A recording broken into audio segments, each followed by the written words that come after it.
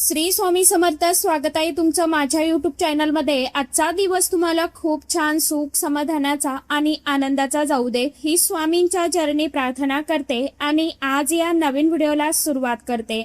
तर बघा मित्रमैत्रिणींनो, उद्या 16 मे वार शनिवार आणि उद्याच्या दिवशी आलेली आहे शनी अमावस्या, त्याचबरोबर शनी जयंती.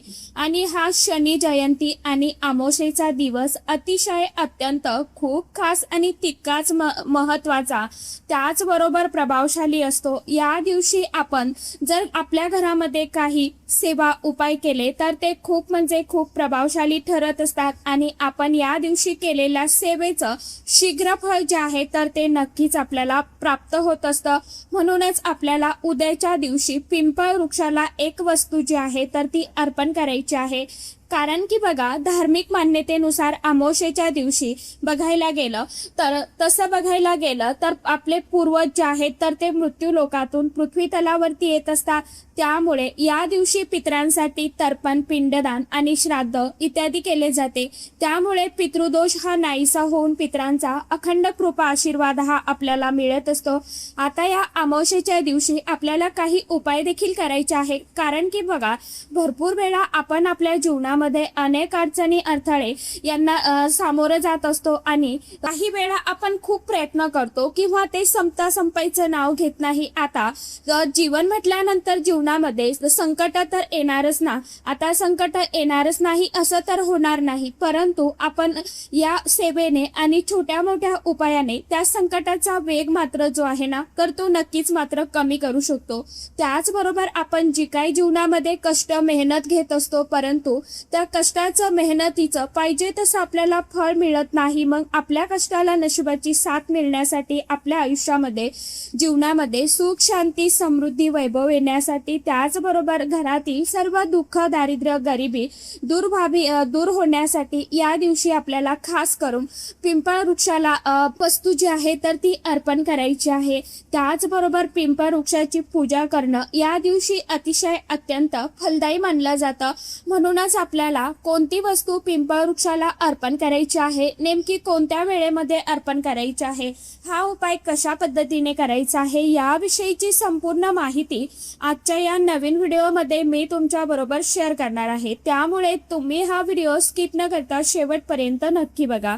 चॅनलवरती तुम्ही जर हा व्हिडिओ पहिल्यांदा बघत असाल तर चॅनलला आवर्जून सबस्क्राईब करा आणि असेच नवनवीन माहितीपूर्ण व्हिडिओ बघण्यासाठी समोरील बेल आयकॉनलाही प्रेस करा. त्यामुळे काय होईल, जेव्हा कधी मी नवीन व्हिडिओ अपलोड करेल तर सर्वात अगोदर त्याचं नोटिफिकेशन तुम्हाला मिळेल आणि तुम्ही एकही व्हिडिओ मिस करणार नाही. कमेंट बॉक्समध्ये जय माता लक्ष्मी किंवा ओम शनेश्वराय नमः किंवा ओम नमो भगवते वासुदेवाय नमः हा मंत्र सर्वांनी आवर्जून लिहा. सर्वांनी जास्तीत जास्त व्हिडिओला लाईक करा आणि हाईप देखील देत जावा. तर बघा मित्रमैत्रिणींनो, आता आपल्याला उद्याच्या दिवशी सकाळी लवकर उठायचं आहे. स्वच्छ आपलं घर, अंगण जे आहे तर ते स्वच्छ करायचं आहे. यानंतर आपल्याला आंघोळ करायची आहे. आंघोळीच्या पाण्यामध्ये आपल्याला काही वस्तू ज्या आहेत तर त्या देखील टाकायच्या आहे. कारण की बघा, या दिवशी खास करून आपण जर आंघोळीच्या पाण्यामध्ये थोडंसं खडं मीठ, हळद, गोमित्र, गुलाबजल, गंगाजल, काळे तीळ हे टाकून जर स्नान केलं तर यामुळे काय होतं तर आपल्यामधली जी काही निगेटिव्हिटी आहे, नकारात्मक ऊर्जा आहे तर ती दूर होते आणि सकारात्मक ऊर्जा आपल्या शरीरामध्ये सक्रिय होत असते. म्हणून आपल्याला या वस्तू ज्या आहेत तर त्या आंघोळीच्या पाण्यामध्ये टाकायच्या आहे आणि स्नान करायचं आहे. आपण सकाळी लवकर उठायचं आणि या वस्तू टाकून आपण स्वच्छ स्नान करायचं आणि यानंतर आपल्याला आपली घरामध्ये आपण रोजची जी काही नित्यपूजा करतो, सेवा करतो तर ती देखील करायची आहे. कारण की बघा, आपण या सकाळच्या वेळेमध्ये ब्रह्ममुहूर्तावरती जी काही सेवा उपाय करतो, ध्यान करतो, साधना करतो तर ती सफल ठरत असते. कारण की त्या काळामध्ये वातावरणामध्ये शांतता असते. या दिवशी आंघोळ करताना आपल्याला काही वस्तू सांगितल्याप्रमाणे आवर्जून त्या पाण्यामध्ये टाकायच्या आहेत, जेणेकरून आपल्या शरीरामध्ये जी काही निगेटिव्हिटी असेल तर ती दूर होईल. म्हणूनच अशा पद्धतीने तुम्हाला सांगितल्याप्रमाणे वस्तू टाकायच्या आहे, ज्या टाकल्यामुळे नक्कीच त्याचे लाभ आपल्याला होणार आहे. कारण की या दिवशी तसं बघायला गेलं तर अमावस्या पौर्णिमा तिथीला तीर्थक्षेत्री किंवा एखाद्या नदी तीरावरती जाऊन स्नान करण्याला खूप महत्त्व सांगितलं गेलेलं आहे. परंतु आजकालच्या या धावपळीच्या जीवनामध्ये इतका वेळ कुणाकडे आहे, म्हणूनच आपण घरच्या घरी या वस्तू टाकायच्या आहे आणि स्नान करायचं आहे. कारण की बघा, आंघोळीच्या पाण्यामध्ये 2 थेंब गंगाजल टाकलं आणि चिमूटभर हळद देखील आंघोळीच्या पाण्यामध्ये टाकायची. थोडेसे काळे तीळ देखील आपण टाकायचे पाण्यामध्ये, आणि काळे तीळ हे पूर्वजांना समर्पित असते. त्याचप्रमाणे हळद ही भगवान श्रीहरी विष्णुदेव आणि माता लक्ष्मीला अतिशय अत्यंत प्रिय आहे. हळद आपला गुरुग्रह देखील बळकट करत असते. या 3 वस्तू टाकून आपण या दिवशी घरीच आंघोळ करायची आहे. आंघोळ झाल्यानंतर या दिवशी तुम्ही निळ्या रंगाचे वस्त्र परिधान करू शकता. त्याचबरोबर शनी महाराजांना निळ्या रंगाची फुलं अर्पण करू शकता. भगवान शनिदेवांना निळा रंग हा अतिशय अत्यंत प्रिय आहे. आता या अमावस्येच्या दिवशी आपण आंब्याच्या पानांचं एक छानसं तोरण देखील बनवायचं आहे. आपल्या मेन मुख्य दरवाजाला हे तोरण लावायचं आहे. त्याचप्रमाणे आपल्याला आपल्या उंबरठ्यावरती हळदीचं लेपन करायचं आहे. आपला जो मुख्य मेन दरवाजा आहे तर आपला दरवाजा स्वच्छ पुसून काढायचा आहे. थोडीशी हळद घ्यायची आहे. हळदीमध्ये गंगाजल आणि गुलाबजल आपल्याला मिक्स करायचं आणि त्याने आपल्याला आपल्या त्या हळदीच्या पेस्टने आपल्या दरवाजावरती एक छानसं स्वस्तिक काढायचं आहे आणि आपल्या उंबरठ्याचं आपल्याला पूजन देखील करायचं आहे. यामुळे काय होतं की बघा, भरपूर वेळा आपण घरामध्ये मांसाहार देखील करत असतो किंवा रागाच्या भरामध्ये नकारात्मक शब्द देखील बोलत असतो. आता ही नकारात्मकता दूर होण्यासाठी आपण या दिवशी उंबरठ्याला हळदीचं लेपन जे आहे तर ते आवर्जून करायचं आहे. थोडंसं घरामध्ये आपल्याला एक वाटी घ्यायची आहे. वाटीमध्ये गोमूत्र, हळदीचं पाणी एकत्र करायचं आणि हे एखाद्या पानाच्या सहाय्याने आपल्याला संपूर्ण घरामध्ये शिंपडून घ्यायचं आहे थोडं थोडं. यामुळे काय होतं तर आपल्या घरामध्ये जी काही नकारात्मक ऊर्जा आहे तर ती दूर होत असते. म्हणून आपल्याला अशा या छोटे मोठे उपाय जे आहे तर ते नक्कीच प्रत्येक अमावस्येला करायचे असतात. आणि सांगितल्याप्रमाणे दरवाजावरती एक स्वस्तिक जे आहे तर ते काढायचं आहे. कारण की स्वस्तिक हे शुभतेचं, मांगल्याचं प्रतीक आहे. जिथे स्वस्तिक काढलं जातं तिथे नेहमी शुभ कामे जी आहेत तर ती होत असतात. या दिवशी आपल्याला पिंपळाच्या झाडाला एक वस्तू अर्पण करायची आहे. त्याचबरोबर पिंपळाच्या झाडाजवळ एक दिवा देखील आपल्याला लावायचा आहे. आपण जर पिंपळाच्या झाडाला ही एक वस्तू अर्पण केली तर आपल्या घरामध्ये जी काही नजरबाधा आहे, जी काही इडापिडा आहे, जी काही संकट आहे तर ती पूर्णपणे दूर होतील. आपल्या घरामध्ये सुख, शांती आणि समृद्धी, वैभव येईल. हिंदू धर्मामध्ये पिंपळाच्या झाडाला खास, विशेष, अनन्यसाधारण असं महत्व आहे. कोणत्याही धार्मिक कार्यात यज्ञ पिंपळाच्या झाडाचे वेगळे महत्व आहे. धार्मिक महत्वासोबतच पिंपळाच्या झाडाचे औषधी महत्व देखील आहे, ज्याचा वापर करून अनेक प्रकारच्या औषधी वनस्पती देखील बनवल्या जातात, ज्या आपल्याला विविध रोगांपासून देखील बरं करत असतात. कारण की बघा, पिंपळाच्या झाडामध्ये स्वतः भगवान श्रीकृष्णांचा वास असतो असं श्रीमद भागवत गीतेत त्यांनी स्वतः सांगितलेलं आहे. अर्जुनाला उपदेश करताना भगवान श्रीकृष्ण म्हणाले की अश्वत्थाम वृक्ष ज्याचे वर्णन गीतेच्या 10व्या अध्यायात केले आहे, याचा अर्थ सर्व वृक्षांमध्ये मी पिंपळ वृक्ष आहे. म्हणजेच पत्ता भगवान श्रीकृष्ण पिंपळाच्या झाडात वास करता. पिंपळाच्या झाडाला एवढे महत्व देण्यामागे अनेक कारणं आहेत, जी या झाडांची वैशिष्ट्य आहेत. पिंपळाच्या झाडाखाली गवत उगवत नाही, याचा अर्थ नवीन जीवन तयार होण्यास प्रतिबंध होतो आणि त्याच वेळी या झाडावरती फळे देखील उगवत नाही. त्यामुळे इतर झाडांच्या प्रमाणात पिंपळाचं झाड शेकडो वर्ष जगतं. पृथ्वीवरती अनंत काळ राहिल्यामुळे भगवान श्रीकृष्णांनी त्याला आपले स्वरूप म्हटले होते. स्कंदपुराण या धार्मिक ग्रंथातही या झाडांचा उल्लेख आपल्याला आढळतो, ज्यामध्ये या वृक्षाला भगवान विष्णुदेवांचं संपूर्ण स्वरूप मानलं गेलं आहे. पिंपळाच्या झाडाच्या मुळाशी भगवान विष्णुदेव वास करतात, तर त्यांच्या खोडामध्ये नारायण स्वतः फांद्यावरती वास करतात असे देखील सांगितले गेले आहे। याशिवाय त्याच्या पानामध्ये भगवान श्रीहरी वास करतात। जिथे जिथे भगवान विष्णुदेव असतात तिथे माता लक्ष्मी ह्या स्वतःहून जात असतात आणि त्याही तिथेच असतात। त्याचबरोबर पिंपळाच्या झाडावरती आपल्या पूर्वजांचा देखील वास्तव्य असतं, त्यामुळे आपण पिंपळाच्या झाडाची पूजा ही अमावस्येच्या दिवशी आवर्जून करायलाच हवी।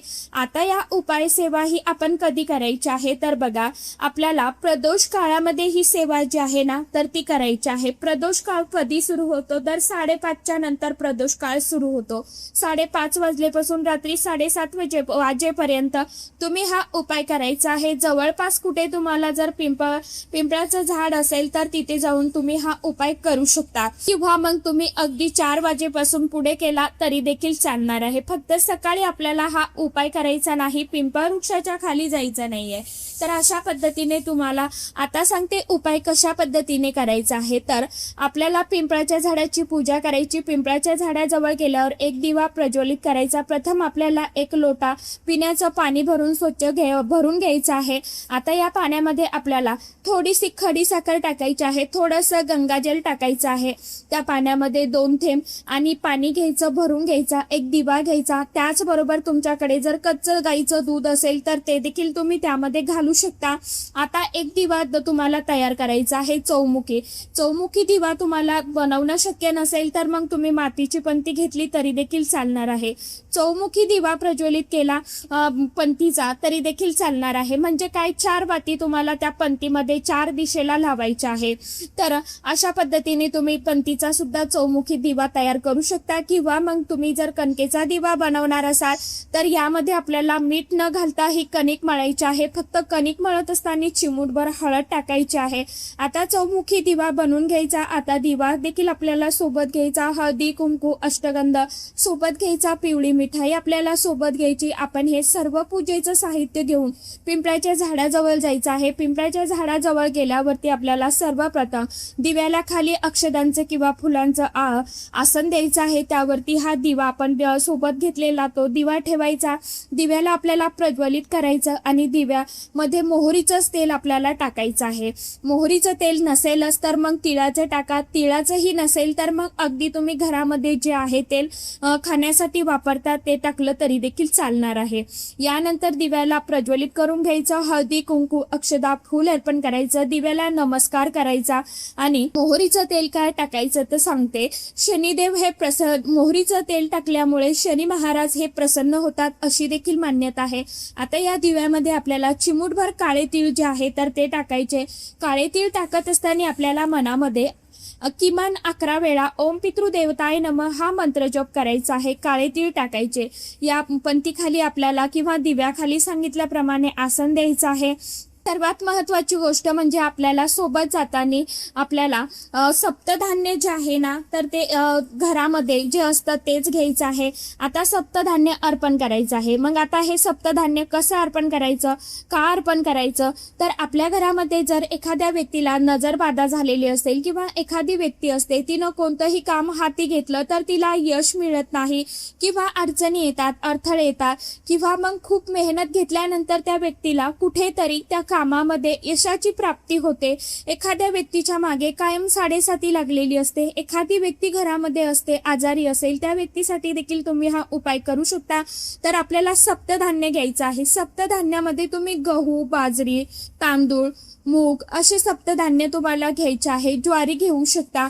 असं तुम्हाला 7 धान्य जे आहे तर ते घ्यायचं आहे।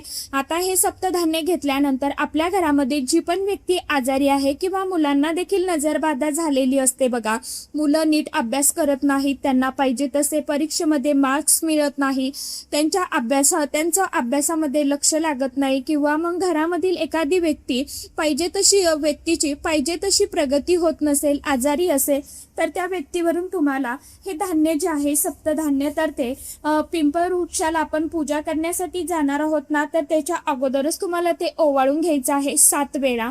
आणि आपला जो मुख्य मेन दरवाजा आहे तर त्यावरूनही आपल्याला 7 वेळा हे ओवाळून घ्यायचं आहे। आणि आपल्याला असं म्हणायचं आहे की माझ्या घराला जी काय नजरबाधा झालेली आहे, इडापिडा झालेली आहे, जी काय माझ्या घरामध्ये गरिबी आहे, संकट आहे, तर ती पूर्णपणे दूर निघून गेलेली आहे असं तुम्हाला म्हणायचं आहे. त्यानंतर हे सप्तधान्य घेऊन पिंपळाच्या झाडाजवळ जायचं आणि पिंपळाच्या झाडाजवळ आपण हे धान्य ठेवत असताना आपण तिथे देखील म्हणायचं आहे की माझ्या घराला जी काय नजरबाधा, इडापिडा, संकटे, अडचणी, गरिबी आहे तर ती पूर्णपणे संपून गेलेली आहे असं तुम्हाला म्हणायचं आहे. मनामध्ये तुम्हाला ध्यान करायचं आहे आणि दूर होऊ दे असं तुम्हाला बोलायचं आहे आपलं. कारण की बघा, भरपूर वेळा आपल्याला नजरबाधा ही झालेली असते, आपल्या घरामध्ये आर्थिक टंचाई देखील जाणवत असते. त्याचप्रमाणे तुमच्या मनामध्ये जी काय इच्छा, मनोकामना आहे तर ती तुम्ही पिंपळाच्या झाडाजवळ सांगायची आहे. मग कठीणातील कठीण कोणतीही इच्छा असो, घरामध्ये पैसा येतो, तो पैसा स्थिर राहत नाही किंवा मुलांचं आजारपण चालू आहे, मुलांची पाहिजे तशी प्रगती होत नाही, मुलांना अभ्यासामध्ये प्रगती होत नाही, अभ्यासात किंवा नोकरीत असेल, जे काय असेल तुमची अडचण ती तुम्हाला मनापासून आणि पूर्ण श्रद्धेने पिंपळ वृक्षाला सांगायची आहे. पिंपळाच्या झाडाजवळ तुम्हाला बोलायचं आहे आणि झाडाच्या खोडाला आपला उजवा हात जो आहे ना तर तो लावायचा आणि आपण आपली इच्छा, मनोकामना परत एकदा व्यक्त करायची. पिंपळाच्या झाडाला सर्व पूजा वगैरे आपली आटपून झाल्यानंतर ना 11 प्रदक्षिणा देखील करायच्या आहे. प्रदक्षिणा करत असताना मनामध्ये ओम नमो भगवते वासुदेवाय नमः हा मंत्र जप करायचा आहे. आता यानंतर आपल्या पूर्वजांचं देखील आपल्याला स्मरण करायचं आहे. म्हणजे 11 वेळा तुम्हाला ओम पितृदेवताय नमः हा मंत्र जप करायचा आहे. आता पिंपळाच्या झाडामध्ये भगवान शनिदेवांचा देखील वास्तव्य असतं. त्याचप्रमाणे शनिवारी पिंपळाच्या झाडाची पूजा केली तर या दिवशी शनी अमावस्या आणि शनी जयंती एकत्र आहे. पिंपळाच्या झाडामध्ये सर्व देवी देवता वास करत असतात. म्हणतात शनिवारी सूर्योदयानंतर पिंपळाच्या झाडाची पूजा केल्याने शनी महाराज लवकर प्रसन्न होतात, यामुळे 7.5चा प्रभाव देखील कमी होतो असं देखील मानलं जातं. शनिवारी तिळाचं दान अवश्य करावं, असं केल्याने शनिदेवांची कृपा नेहमी राहते. आता या दिवशी आपल्याला पिंपळाच्या झाडाखाली बसून शनी चालीसा पठण करणं शक्य असेल तर तिथे बसून आवर्जून शनी चालीसा पठण करा किंवा मग ओम शनी देवाय नमः, ओम शनी देवाय नमः हा मंत्र तुम्हाला किमान 108 वेळा पठण करायचं आहे आणि आपल्या मनातील जी काही इच्छा, मनोकामना आहे तर ती आपल्याला व्यक्त करायची आहे. यामुळे कितीही कठीणातील कठीण इच्छा असेल तर ती पूर्ण होते असं देखील म्हटलं जातं. जेव्हा आपण पिंपळाच्या झाडाची पूजा करून घरी येतो ना त्यावेळी आपल्याला डायरेक्ट घरीच यायचं आहे. मध्येच कुठे थांबायचं नाही किंवा कुठेही जायचं नाही. मध्येच कुणाशी बोलत देखील आपल्याला उभं राहायचं नाहीये. जाताना आपल्याला तोच नियम ठेवायचा आहे, कुणाशी बोलायचं नाही आणि येताना देखील आपल्याला कुणाशी बोलायचं नाही. डायरेक्ट आपल्याला घरीच यायचं आहे. मागे वळून देखील आपल्याला बघायचं नाही. कारण की शनिदेवाचा आशीर्वाद मिळवण्यासाठी आणि कुंडलीतून शनीचा 7.5चा प्रभाव कमी करण्यासाठी शनिवार हा सर्वोत्तम दिवस मानला जातो. या दिवशी शनिदेवांच्या मंत्राचा जप आणि शिव चालीसाचं पठण केल्याने शनी महाराज लवकर प्रसन्न होतात. शनी मंदिरात जाऊन शनी चालीसा आरती केल्याने किंवा मग एक नारळ अर्पण केल्याने शनी महाराजांचा आपल्याला कृपा आशीर्वाद जो आहे तर तो मिळत असतो. या दिवशी लोखंडाचं दान करणं हे देखील खूप शुभ मानलं जातं. त्याचप्रमाणे गरीब गरजू व्यक्तींना तुम्ही कपडे किंवा छत्री, हे चप्पल, बूट यासारख्या वस्तू सुद्धा उद्याच्या दिवशी दान करू शकता. शनी महादेवांची कृपा मिळवण्यासाठी लोखंडापासून बनवलेल्या वस्तूचं दान तुम्ही या दिवशी नक्कीच करू शकता. या दिवशी गरजूंना दान धर्म केल्याने शनी दोष 7.5 याचा प्रभाव देखील कमी होत असतो.